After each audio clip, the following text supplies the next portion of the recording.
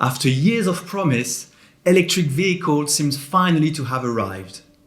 Global sales of plug-in cars topped 3 million in 2020, and Europe overtook China with EV sales accounting for 10% of registrations, albeit in an artificially depressed market. Nearly half of those cars, more than 300,000, were delivered in the last 3 months of the year, suggesting that sales are accelerated rapidly as brands such as Volkswagen, Renault and PSA ramp up. This positive story for EVs at an otherwise depressing time for the industry does not guarantee that we have pivoted to electric, however. The reality is that at 10% market share, electric cars are barely out of the early adopter phase, and we know that the majority of consumers remain skeptical.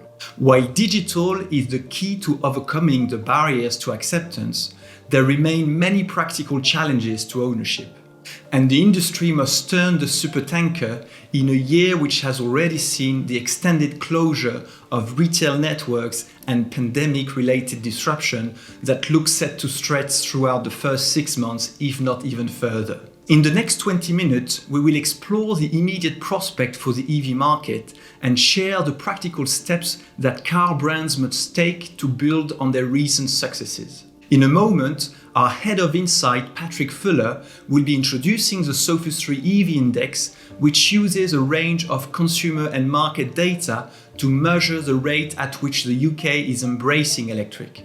We have designed the index to show car brands and policymakers where to focus their energies at this crucial transition point for the market.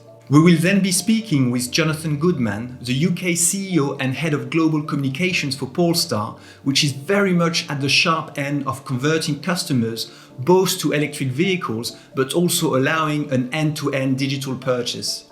He gives us a fascinating insight into the Polestar's customer-centric philosophy, sharing some best practice tips in digital marketing. So first of all, I will hand you over to our own Patrick Fuller, who as Head of Insight has overseen the creation of the Sophus3 EV Index.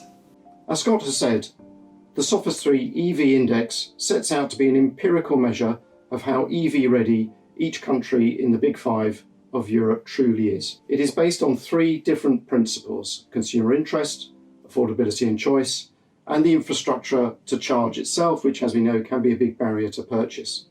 The data has been aggregated from a number of sources, and the team was led by our chief analyst, Tanya Hodgkinson. The first pillar of the index is consumer interest, and that is based on the data we get out of our e-data exchange collaborative project between car brands in Europe, but also data that we get from other sources such as Google. In essence, we're trying to see how much EVs are being researched and considered by the general population. The second pillar is affordability and choice, and here we look at the differential between conventionally powered cars and EVs. And finally, the public charging network, where we consider how difficult it can be to charge an electric car compared with its petrol or diesel car counterparts. All 3 metrics are then combined into this overall score. So let's look at it in practice. Our latest EV index for the last quarter of 2020 is for the UK. And we can see that it has an overall score of 48, which is less than halfway towards the goal of 100, which would be, as we described, parity with non-EV vehicles.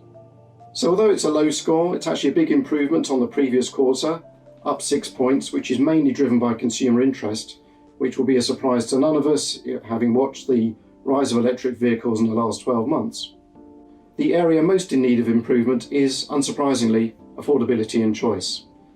And that is because the average cost of an EV in the UK is still far higher than that of a conventional petrol or diesel car. The infrastructure is not bad, it's certainly better than some other European countries, but there is still big holes in the network depending on your geography, and of course we all know it's not anywhere as easy to fill with electricity as it would be petrol and diesel, even with the waiting times being different. The EV Index will be published quarterly, and we hope that over time it will paint a picture of how all the European countries are transitioning towards electrification, using Norway perhaps as the benchmark, one of the countries we also analyse, which, as we know, is a leader in this area. The practicalities of EV ownership are very much a preoccupation of our guest speaker today. He is Jonathan Goodman, the CEO of Polestar UK and Head of Global Communications for this exciting challenger brand, which is 100% dedicated to electric. In an exclusive interview recorded with us this week, Jonathan tells us how Polestar is using digital to innovate in new ways and connect directly with would-be customers in the absence of their conventional dealer network. Yeah, I mean, I think that, we made some decisions 3 years ago or nearly 4 years ago now, when we set out on the journey of how do we bring a car brand to market. Does the world need another car brand? Well, our view was yes, it does, but it needs to be a different brand. And we set out from day one to be a digital brand, first and foremost. And I think what we've seen in the last 12 months is an acceleration of the whole move to digital, as people are suddenly faced with consumers that are not coming into retail environments. I mean, I think there's some amazing statistics, the 60% drop in footfall at departmental stores in the US. And you sit there and look, well, what we've seen is actually an acceleration of trends that were already present. So from our perspective, to say we're a digital only brand that enables customers to order their cars online, to be able to have their cars delivered at home, was absolutely in phase with where the world has found itself over the last 12 months. So we haven't changed anything. I guess it's kind of reinforced our impression that we are a little bit the right brand at the right time. And I think you're seeing a lot of companies and a lot of car makers now scrabbling to get onto the online journey, whereas that's how we've designed ourselves. Yeah, and I think that one of the advantages of being smaller, we're a small team globally. If you manufacturing a part, we're sort of like 400 people, and you don't have 15 layers to go through. If something needs doing, it's very easy to pick up the phone, talk to the CEO, Thomas Ingelart. You haven't got to go through 5 layers of management, say, hey guys, I'm not sure this is right. So I think one of the key things for us is there's no arrogance, there's no we're right within the company, that people are saying, okay, we thought this, that wasn't the right way to go, how do we change it? And if you've got the whole team working towards the same objective, then it becomes an awful lot easier to actually affect change, and it doesn't matter where the idea comes from. I think that strong pyramid structures, without a doubt, restrict innovation, because people are worried about what their boss is going to think. Well, my team reporting to me, they are 2 away from the CEO of the company. There's not 15 layers of management. They're reporting into me and I'm reporting into Thomas. It is a very simple structure. And I think what we've seen is the ability for people to come out, have ideas and be prepared to innovate, that you struggle to get to, or you struggle to make top management aware of some of the innovative ideas that are going on lower down the organization in a traditional structure. In simple terms, you're an online brand. Your sales, marketing and communications teams have to work hand in hand, because we don't have an existing customer database. We are requesting new business. And as we are not wholesaling to dealers who are then selling to customers, we're selling direct to the customer. Sales and marketing have to work in a way together that you just do not see in traditional OEMs. I've spent a lot of time in traditional OEMs. I've loved working in traditional OEMs, but there's always a rivalry between sales and marketing and communication that you cannot really quash. I think that is the biggest difference. So I think if you say what have we've reinforced our CRM teams, we've introduced more chat technology so that people can liaise directly, and we're seeing more and more of that communication now happening via chat than was going on before. So I think that was our big learning over the period, that actually the customer wants communication, but they want communication on their terms. And I think that the automotive industry hasn't been very good at that. The automotive industry, from an OEM point of view, has been very much about push. Here's the information we're going to send to you at a time that we want to send it, you become very quickly aware that actually some of the requirements from the customers are different timescales and different levels of information. And I think we're still on a learning curve, Patrick. You know, it's for us to sit there after we've been up and live for what, not even 12 months yet in terms of handing cars over. Great advantage we have by being a direct consumer business is that you have the feedback direct from the customer. Now that's good and it's bad. It's never truly bad, but there are times when you hear things you don't want to hear, where something's not going right, where someone's got a complaint about something and then you see someone else has. And I think in many bigger companies, you're shielded from that because you have a dealer network that absorbs a huge amount of that when things happen on cars and what's going on. But we don't have that. So it comes straight to us, which means that you have to be responsive and far, far more responsive than we've been in the past. And I think that is the biggest thing we've learned, is that how do we make sure our communication with the customer is better? How do we keep the customer informed? How can we use technology to get information to a customer? And you realize that actually the customers are hugely passionate about your brand. So yes, they will complain when something's not right, but they're giving you the opportunity to correct it rather than being, oh dear, the customer is not happy. Well, actually, it's a great advantage to have that situation. We have access to the Volvo dealer network and we're building on the same platform. So we in the UK have 100 service points around the country, giving us a fabulous geographical coverage and the reassurance to the customer that when any work is needed on their car or standard servicing, it's being done by trained technicians who are used to working on the platform. And that's a very important part of our business. And then you've got all the inverted commas dirty side of the business, the parts logistics, the availability, that's all in place and functioning smoothly. And I think that is a hugely important point for us. Yeah, I mean, I think it's the key focus of the company. You know, I mean, the key focus of the company first and foremost is the customer, and an awful lot of companies that say, oh yeah, we're about customer focused. Well, they're not. They're not.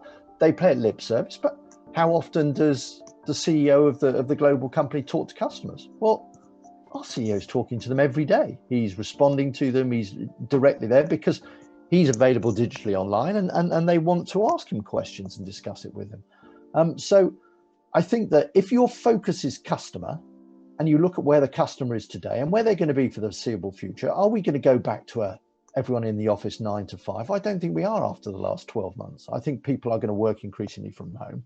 Digital is going to be more and more important, and they want to be able to find out the information about your company digitally, order their goods digitally, so that they can actually do that. And therefore, all the focus that we put in from day one was the digital way. You're asking them to go somewhere where they don't go for any other type of shopping. It's only to go there to visit a car dealership. It is an intimidating place to walk into. And then you add on to that the pressure that almost every manufacturer works on wholesaling into dealers. Therefore, the stock comes into the dealer has to sell the stock. So I've spent a lot of time as a customer researching my car. I've decided on which car I'm going to buy, and I walk into the dealer, and the salesperson's got an incentive to sell the 15 red ones that have been wholesaled into him the last week. So never mind the fact that I've researched black and that's the color I want. The first thing that salesperson is going to try and do is persuade me that what I really want is a red one, and here's $5,000 off it. Now, I don't think that's a great customer experience. What we did is say, right, let's take the commission paid salespeople out of the equation. Let's have it run by car dealers who understand the business, but let's say to them, I want product experts in there, and they're not going to be paid commission because they're not signing the customer up. No customer who walks into a Polestar space is going to get an order form placed under their nose. They're not going to be put under any pressure. What they will meet is someone who knows the product inside out, who can listen to what it is they want. Are they there for 5 minutes? I've just popped in. I just wanted a quick overview of the car. Great, we'll give you a quick overview of the car in 5 minutes, and then you can get on with your shopping. And I think what we've seen is adding information that the customers said, well, hang on a second, I'd like to know more about this. And you think, oh, right, well, let's put a bit more information. Let's put more information about the sustainability. And I think we've always been about sustainability as a brand, but I think we were genuinely taken about the level of interest in the vegan interiors and things like that. So we had information on it, but people actually wanted more information. They wanted more information about the whole circular economy that we were getting into, about the blockchain technology that we've put into the monitoring where the lithium is coming from and various other minerals. They wanted to know more. So I think by being digital first, it actually means you're actually listening to what the customers want, and then you're saying, okay, how do we adapt? There's a lot of analytics. We see where the customer goes, and I think that's fundamental. Secondly, we are listening. The number of customer interactions we have, either digitally or by phone or by email through the CRM center, gives us a huge amount of feedback.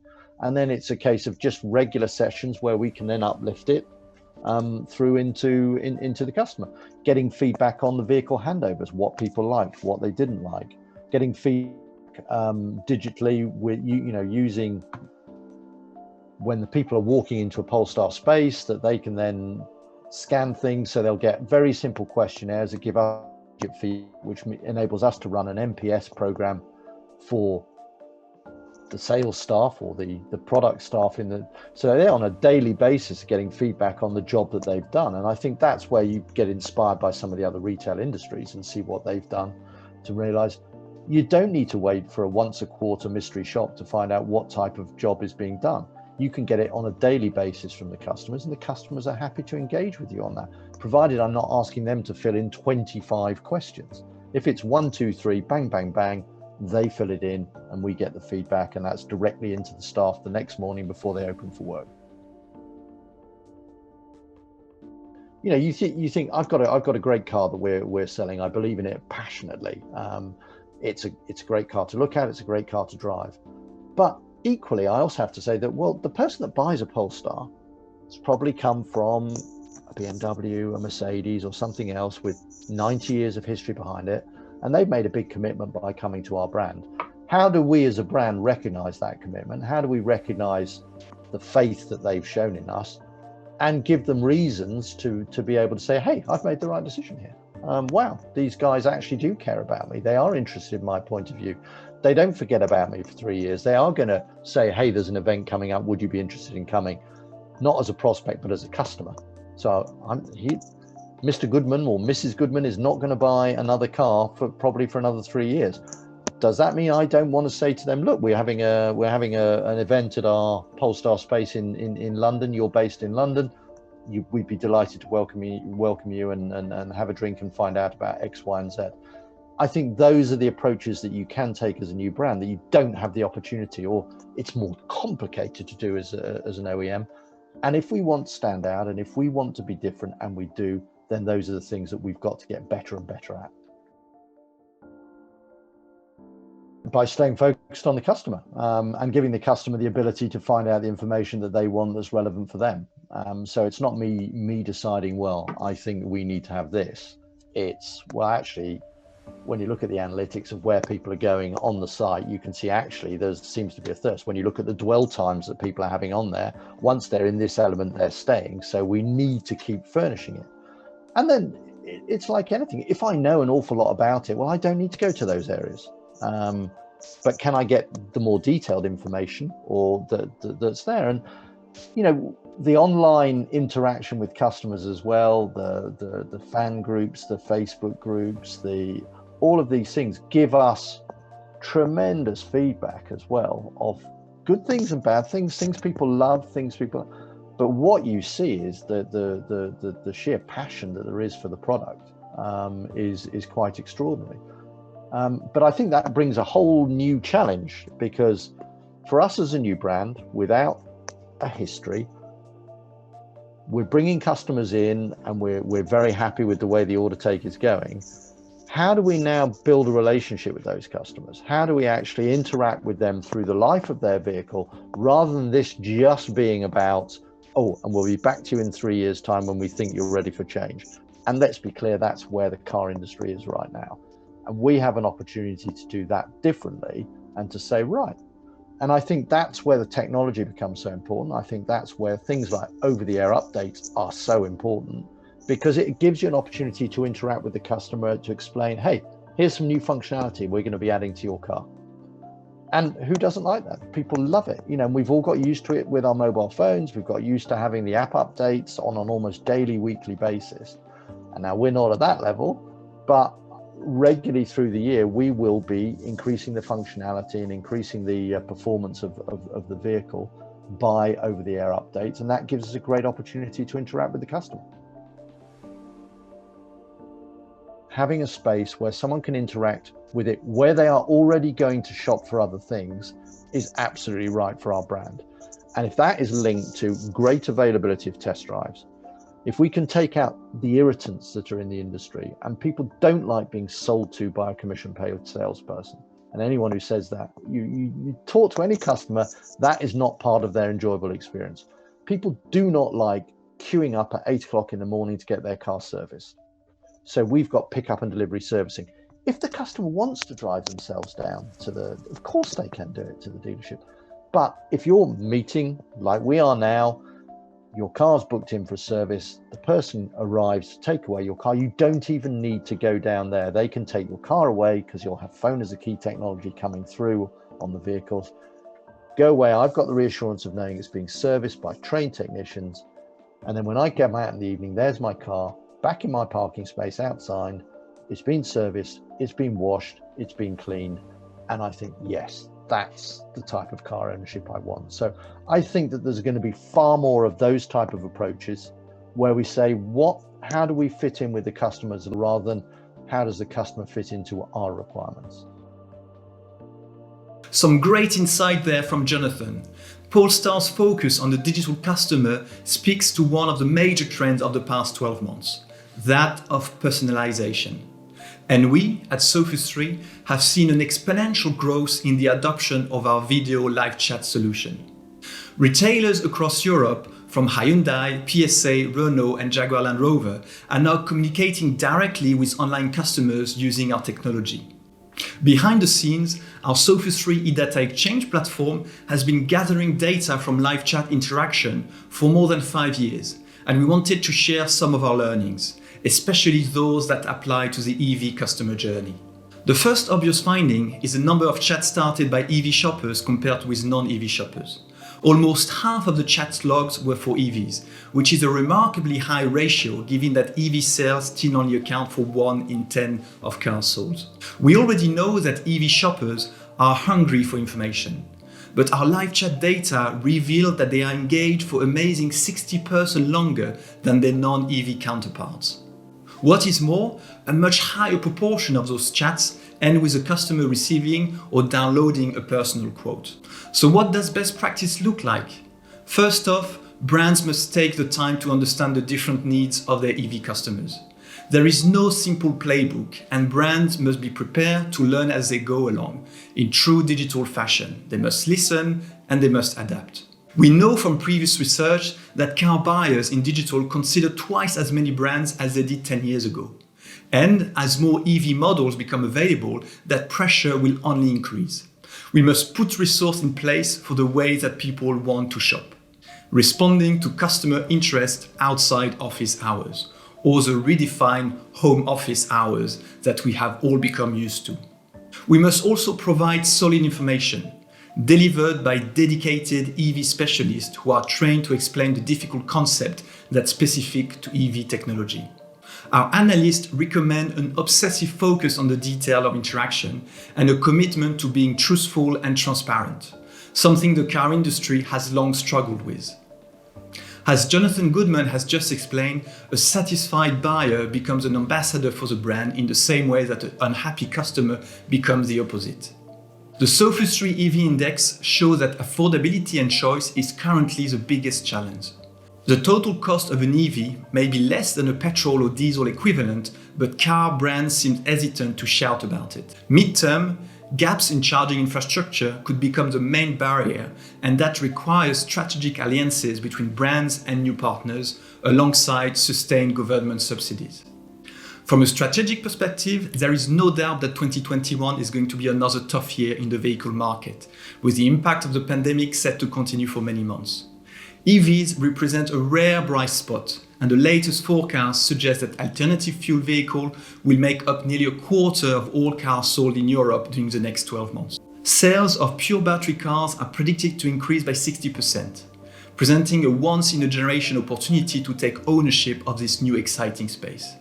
Something that Sophus3 will continue to report on as more data becomes available. Which leaves me just to thank you for watching this special episode and ask you to put March 16th in your diary, when we'll be hosting our annual summit with speakers from Jaguar, Land Rover, Volkswagen and CarWow. We look forward to seeing you there. Thank you very much. Have a great day.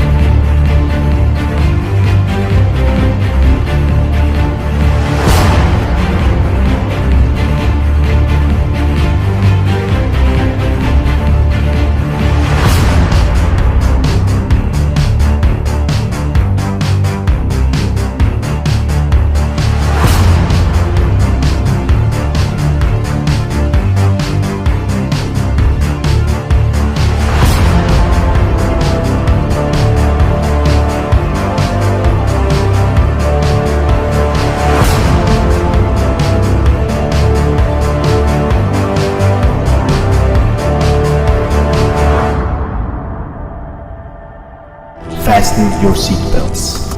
Disruption is on its way.